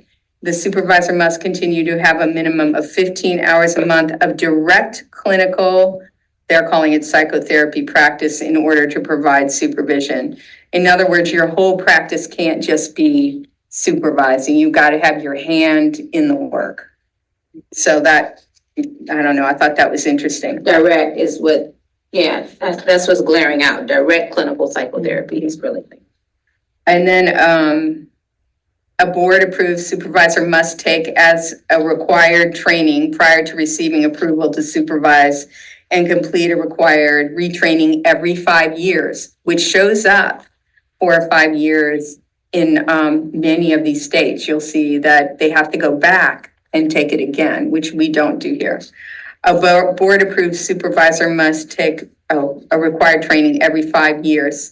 New Hampshire, a graduate level course in clinical supervision. 2, clinical supervision certificate approved by AAPC, NASW, or AMHCA, or AMFT, or 12 CEUs in clinical supervision. So again, So there's an or, yeah, but there's still some layers to. layers there. New Jersey, at least 20 continuing education credits of postgraduate work related to clinical supervision by either the National Association of Social Workers or a sponsor approved by ASWB or educational program approved by the Council on Social Work Education. New Mexico, complete 3 hours of administrative course on supervision that may be used as continuing education. So see, there's a really simple one. New York, 3 years of full-time post-MSW supervised experience in diagnosis, psychotherapy, assessment-based treatment plans, postgraduate program in psychotherapy. North Carolina, 2 years post-LCSW clinical experience to supervise LCSW. Nova Scotia, the supervisor should have experience in the field in which the social work candidate is practicing. That is, pretty big. Ohio, supervisor must have 1 year post-licensure experience as an independent social worker, have demonstrated competence in the area in which they are supervising. So that's super interesting because I supervise different kinds of clients. I have experience in a lot of the areas, but there are times when, my direct practice experience is not going to be lining up totally, and I have to do research and pull in and figure it out. So that to me is super interesting. Training content must cover supervision theory and practice and legal and ethical issues relevant in counseling, psychosocial interventions, and social psychotherapy. That's Ohio. And 1 year's licensure experience.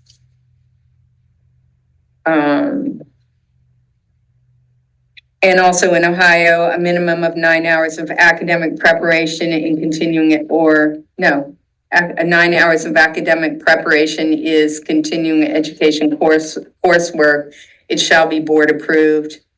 The continuing education coursework in social work training supervision shall include each of the areas as follows, which are similar to some of the things you see throughout.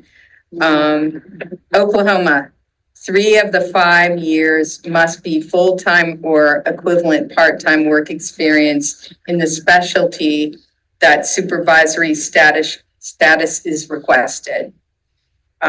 Supervisor training sponsored or approved by the board must be taken within 1 year of approval and at least every 3 years thereafter and maintain compliance with minimum supervision I think expectations. we have something that speaks to that in the new 507 that we adopted.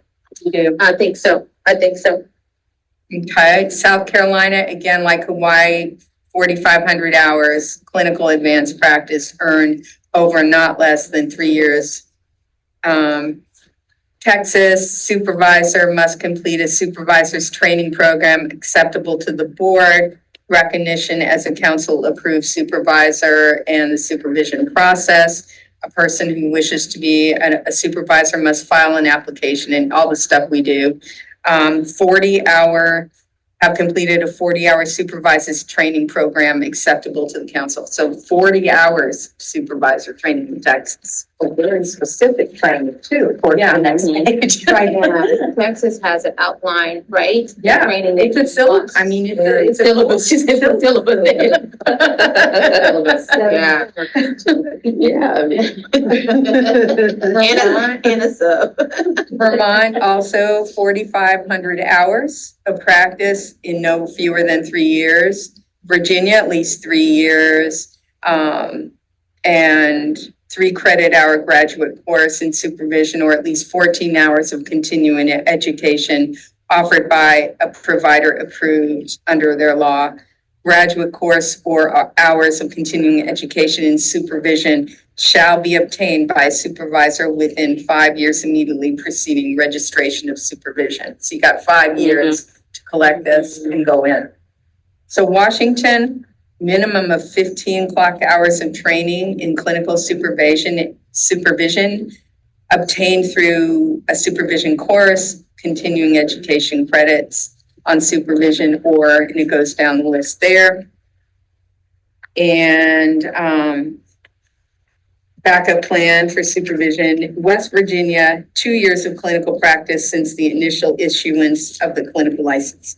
So my point is, in bringing you all this detail is, it's wild field running, and it's going to be, we seem kind of middle of the road. It does seem like maybe we might want to look at, what we currently, the board training piece. I mean, I think it's fine, but we just might want to review it. I mean, I think we seem very middle to me.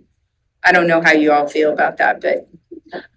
I think last time we met, we mentioned perhaps an additional training, like if someone hadn't supervised in X number of years. Yes. That was something I know that we had on the table. Like it. Yeah, we did. We talked about that. We have it in front of us. And I know we're going to be moving right on to leaders for in a second. First of all, thank you, Parker, for that in-depth level of research and supervisors' responsibilities nationwide. Thank you so much. That took a lot of work to do that deeper dive, and we need the data as we're crafting the responsibility. So thank you for that. In connection with Parker and with Gina's work, taking what Parker has found and tying it into the requirements of becoming a supervisor in our state, looking at that. And to Parker's point, we are middle of the road. That proposed 507 that was approved by the board, it's been adopted by the board, talks about responsibilities of supervisors, and under 507C, it talks about verifying at least 3 years of full-time social work experience at the LCSW level, submit 2 letters of reference, complete a board orientation workshop no more than 6 months. So our proposal that was adopted for the board was 6 months prior to eligibility under this subsection and more than 1 year prior to application. So to some of the research that you've done, this is where we are.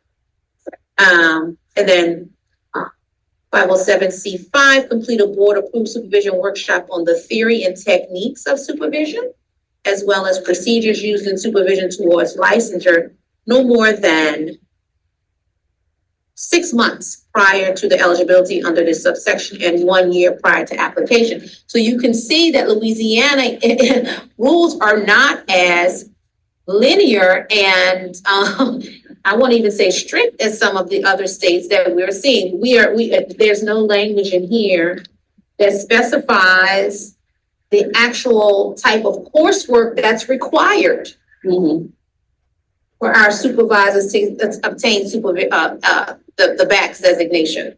We are just saying workshop on theory of techniques of supervision. That's all we're saying. Where we see other states are just outlining what the required. So I'm saying that to say that, Louisiana in its proposed rules are somewhat very flexible in comparison to the other states. Very flexible in comparison to the other states and what the other states are requiring of their supervisors. And so I just want people to be informed of the information that, so that we can receive, the best support that we need to ensure safeguards in the supervisory process. So, that I think is really interesting about ours, and I have taught, the 6-hour course before for becoming a BACS, is there are very stringent, and Regina can comment on this. I mean, is very stringent. Here's what you will include. It is approved by our board. What you will include, I'm a CEU approver at Tulane, and I can approve everything except for a box licensure course. I can approve it. I can do box 3-hour ethics, approve anything. But as an approver in the state, the board does hunker down around, this is what we want you to content. So show us what you're going to do. Here are our guidelines, and you need to cover these things. So the in-depth look is, do we still like what's in the coverage, is what I'm saying. and so I think to the point where we are looking at training, I think specifically when we're introducing telesupervision, now we introduce electronic means. Yeah. And so we need to make sure that people are knowledgeable on all of the stuff that's surrounding electronic means too. Yeah. And so this is going to take, I'm saying this to wrap it up, to go to Gina. And Gina, we won't be able to cover all your work today. I can tell you that now, but I do know we can probably cover that 503H that you have in your work to align with what we want to share with the board.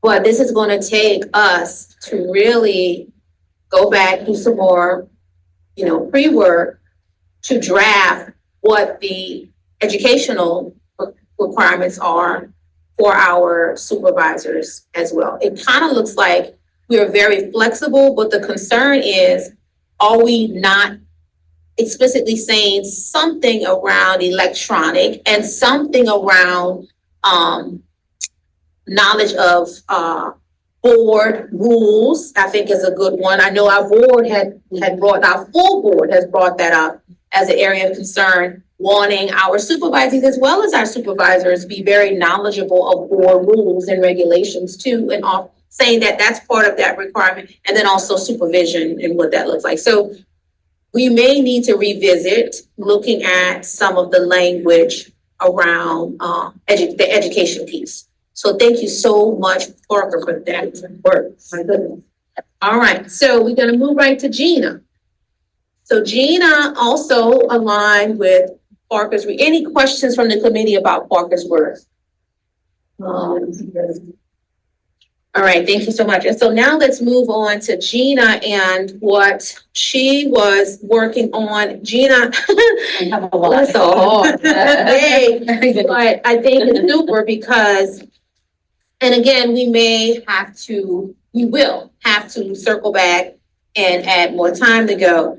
But Gina, I was hoping you could really tackle that 503H that you, in your report, Because that's the one that we want the board to take a look at too, since we may be discussing that at the next board meeting. So you want to just do 503H? Do your 503, yeah, let's see what you, and see if there's something else that might kinda, cause I think 503H and that 505 might, we can cover that a little bit today. So what you thinking? Oh, let's go 503H.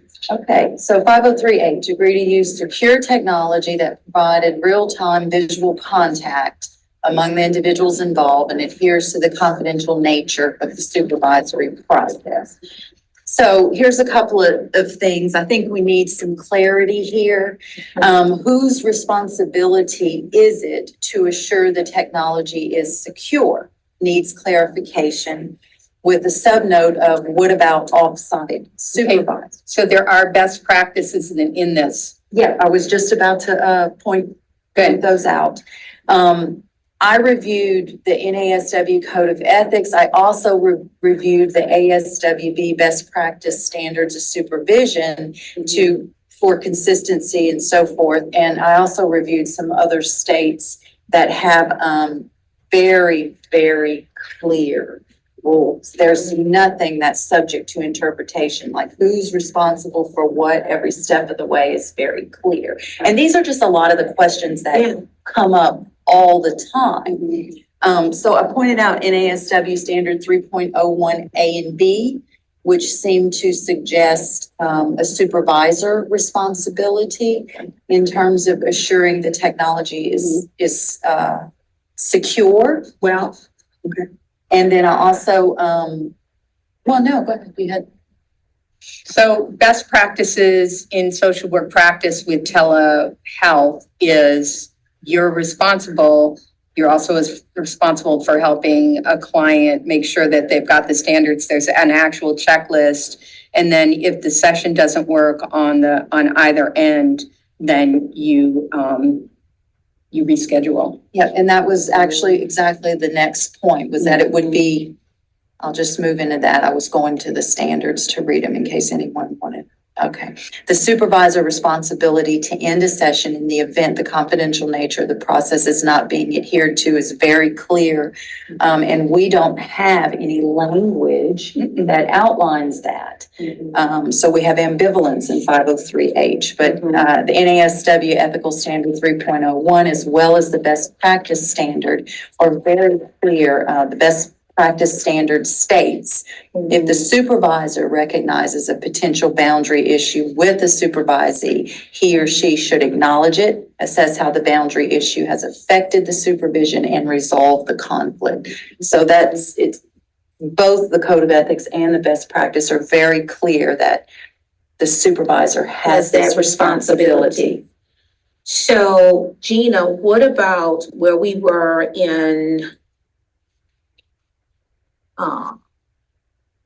503HB proposed adding that statement to say, and this is, we're talking, right? We're gonna talk about it, this is okay. The supervisor shall, or have the duty to end the supervisory session in the event the confidential nature of the process is not being adhered to. Or the technology not working, I mean, that's the other part of this. Our guidelines are extremely clear and we need to mirror that. So I'm looking at, and if it's okay to certainly use that language, because when we use in actual language, you have to cite it. So, we have to be mindful that if we are choosing to use some of the language in the NASW, which I know that most rules are, it's great foundational work. We have to make sure that, we know that it came from NASW's recommendation, from their standards. So are we saying that the supervisory shall have the responsibility? I think that it's really important that we teach our supervisees to be accountable for their professional behavior, that you show up, your technology, you've been told what your technology needs to be, you can test it with your supervisor, but then if, your supervisee shows up and says, I just can't make it work, can we just do this by phone? Which comes up, No, Well, in our proposal, we do have licensed social workers who engage in telesupervision, if I say television one more time. It puts the onus on both, right? Yes. Licensed social workers who engage in telesupervision shall. shall. So it's whoever That's how it's engages gotta in it. be. It can't just be the supervisor's So responsibility. if Well, the it's, supervisor has to end the session. Yeah, but we in need the to event. add that. We That need one to is a add shall that. for the That should be a supervisor. shall. So Yeah. are y'all proposing to add? Yes. Supervisor shall, right? Mhm. Shall end, are we saying terminate? Terminate. Mhm. Supervisor shall terminate a supervision session in the event the confidential nature of the process is compromised.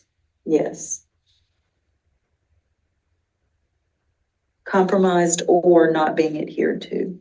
Which one you want to go with? Compromised or not being adhered to. You want to go with both? Yes. Or not adhere to? Yes. Gina, is this the part to also add, I don't know, because I don't know how this is structured as well as you do. The technology is not working. Yes, I think this would probably be a good place to include that. Something about tech, so, because your concern is that if that platform is not what was agreed upon in that contract in any way. Or your internet is down and you just want to get on the phone with me, right? Like your internet goes down. You can't count that. I mean, it's not face to face, it's not working, it's a phone call, which is against our rules. Yeah. So it's covered other places, I think. I just don't know if that technology, it comes up with clients. See, to figure out how to word that. Technology is malfunctioning, we need to find the proper. You gotta find the right synonym for that. Technology is inoperable. Yes. Is that it? I don't know whether synonym came up. Functioning or inoperable. Oh, look, for example, you keep that statement and put, for example, inoperable technology, and we can provide examples.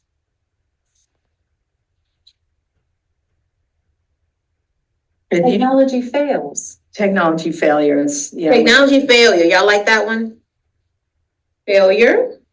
And again, we are just kind of bouncing this off. This is committee work. Technology malfunction Malfunction is another word. Another one.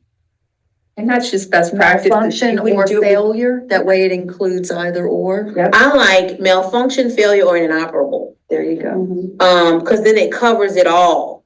Because it could just be, it's not working. It doesn't Right, mean, because you the know. volume can malfunction, you want to include all of it, so we need inclusive So language. supervisor shall terminate a supervision session in the event the confidential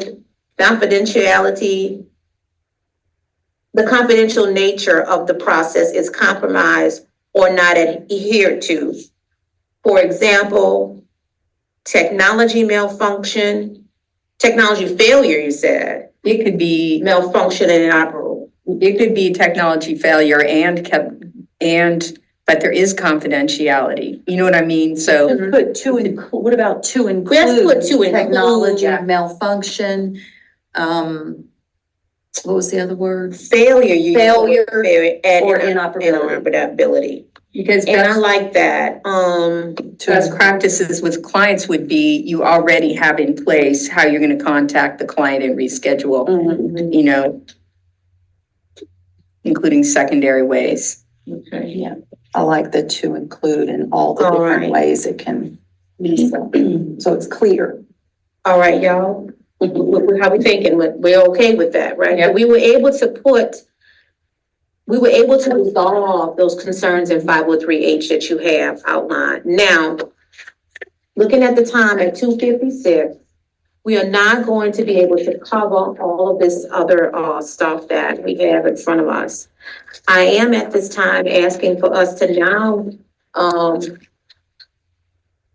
Make sure that we know that when we come back to another supervision meeting, we'll cover the rest of Gina's work, we'll cover Edgar Guidry, work, and we will cover Angela Seat's work, in terms of supervisee responsibilities and licensing platform recommendations. We'll cover that too as well. We'll finish, that at the next meeting. So now let's go to task and responsibilities. Oh, I'm sorry, before I go to that, it sounds like we're leaving this committee with one motion, and that motion is to move, we already did it. So I want anybody to say, we're not making another motion, just repeating, to, bring forth this, draft of 503H telesupervision, before the board in the March meetings, for them to take a look at it, okay? That's where we are, that's the only motion that we are leaving this,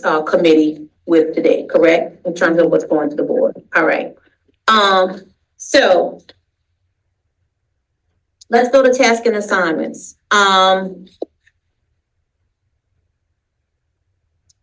The ultimate goal is to really have a full report, out of all of the work for this committee. I'm shooting for May. Like, I don't want this to be, it's an ad hoc committee. So this is not standing, this is not in perpetual. So we really want to, bring a timeline in to have a full report to the board for May. Now, we know that things may arise, but that's the target goal, okay? So with that being said, let's move to, establishing a date for our next meeting. We have to keep in mind that we do have a legislative session that's approaching as well. There we go. There's a board meeting in April. The April board meeting is April 12th, and then let me think, and then there's our May 17th board meeting as well. That's the next two upcoming board meetings. I would like for us to meet prior to the May 17th board meeting with a goal to have a full report of our work to the board for them to review May 17th. And I think a lot of our pre-work that we're doing will involve us taking this information that Parker has and that Gina has and building it in to the supervisor's responsibilities. Like, literally, we have to look at this rule and see what, in comparison to what other states, and what we want to agree upon what's best for our supervisors. Okay, I like that. because both of y'all have a significant amount of work. So when we want our next meeting, y'all, when we want to meet the next time, what are we looking at? You're saying have it before the May one, not before. Oh, before the May, because I certainly believe that, so let's see if we can go with, does anybody have any, well, I'm not gonna throw that out there. Does anybody have any issues with,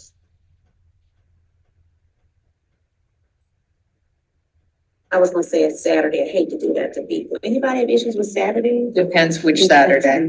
Okay, so let's throw it out. Forget about it. It's gone. Jazz Fest, no. Yes. Oh, I know you're gonna.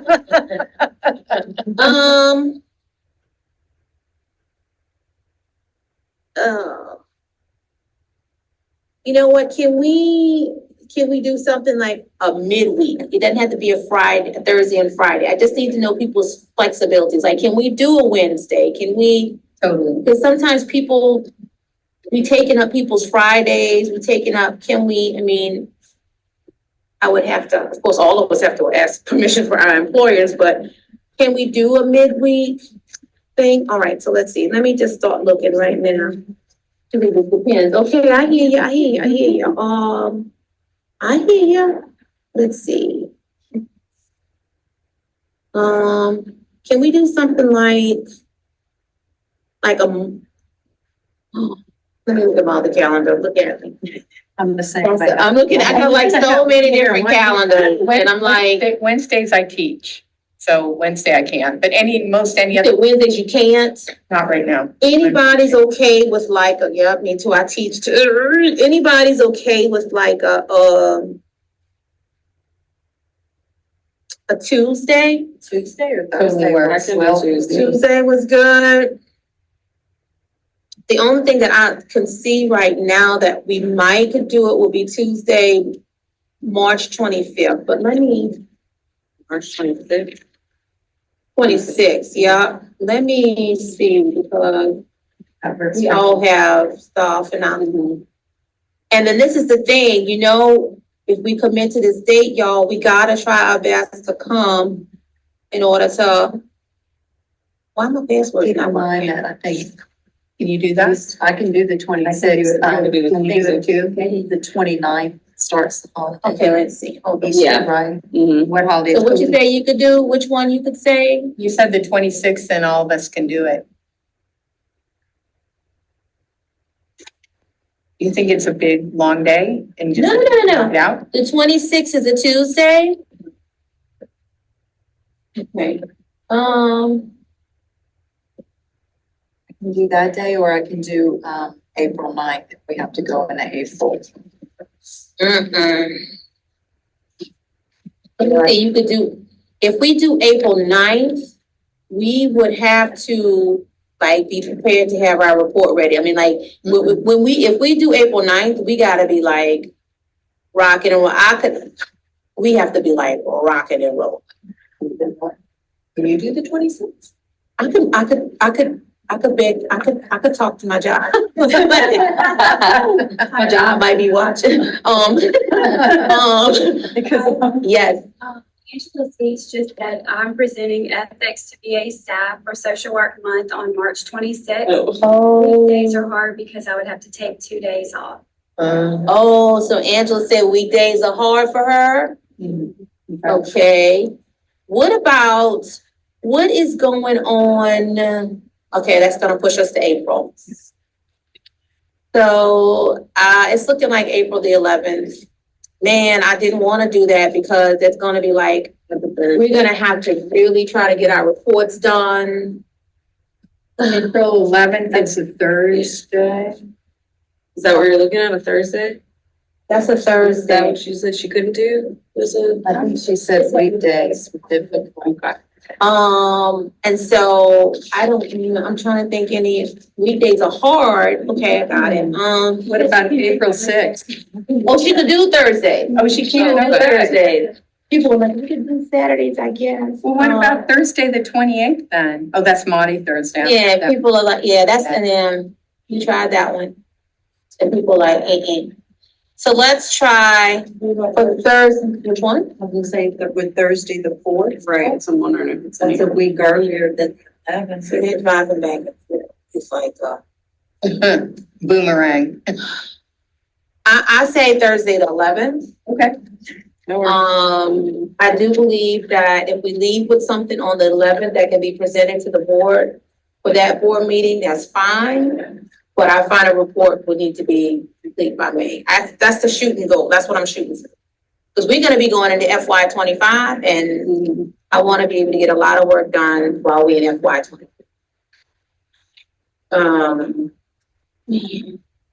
With the tentative April 4th, can we do that? So April 4th or April 11th? Let's look at those two. Time saying the 1 What o'clock. time? Because it may not be the 11th. What time?